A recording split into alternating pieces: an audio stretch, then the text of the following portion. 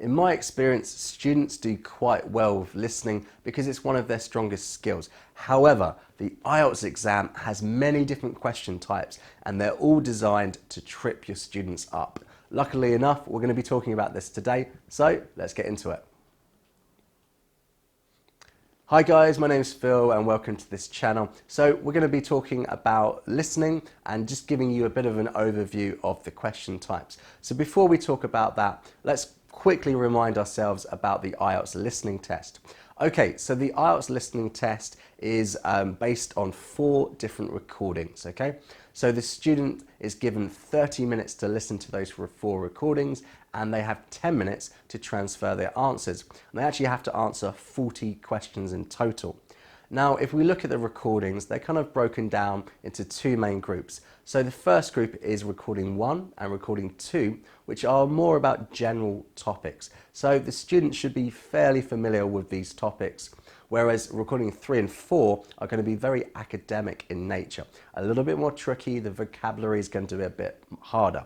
So the other thing is that recording 1 is a dialogue. It's between 2 people and it's really what we call a transactional speech. So they're exchanging information, often to do with things like going to the gym and signing up, that sort of personal information.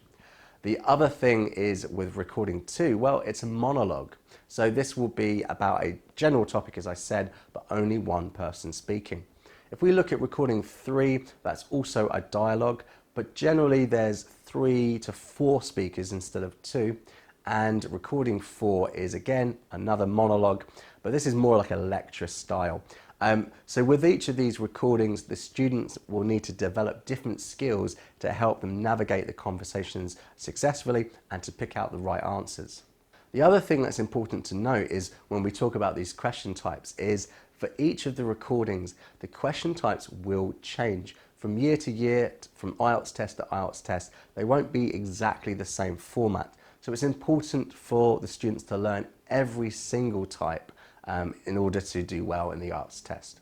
So there are about 10 very common questions that we will get in the listening test in the IELTS. The first one is matching information.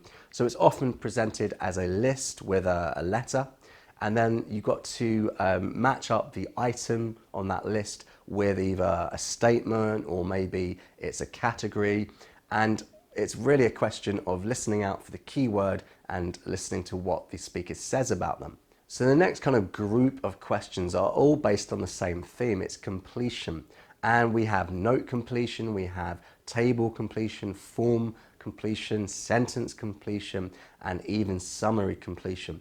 And the skills are quite similar. I think the main difference is that with your form completions and your note completions, you're given a little bit more information and it really helps you navigate through the conversation a little bit more, and you can kind of anticipate what the answer might be based on the context.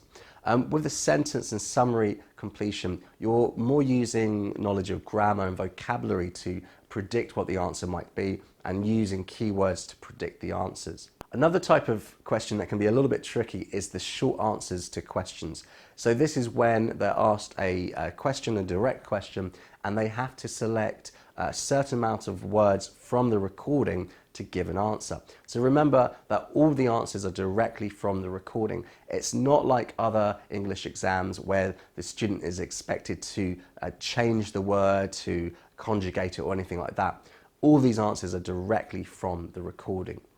Another type of question is having a diagram or a flow chart which the students have to label. So a speaker will describe a situation and then the student fills in the blanks. And also a similar type of question is a map or a plan labeling. So again, the speaker will talk about an area and it's up to the student to listen out and to fill in the missing information. So I do plan to go over each of these question types in a lot more detail in separate videos in the future. So make sure that you subscribe and hit the notification bell so when they come out you can watch them straight away and use those ideas in your class. But for now, let's just talk about some ideas for things that you really need to teach your students in the class in order to help them have a fighting chance to pass the listening test. So The major thing is how to identify key ideas and keywords in order to listen out for those things when the speakers are going through their recordings, so that they can identify when they need to be listening and when the information isn't really being tested and it's not relevant to the questions. So this is something that you can practice with them in class. Another really good skill is using grammar or using vocabulary to predict answers.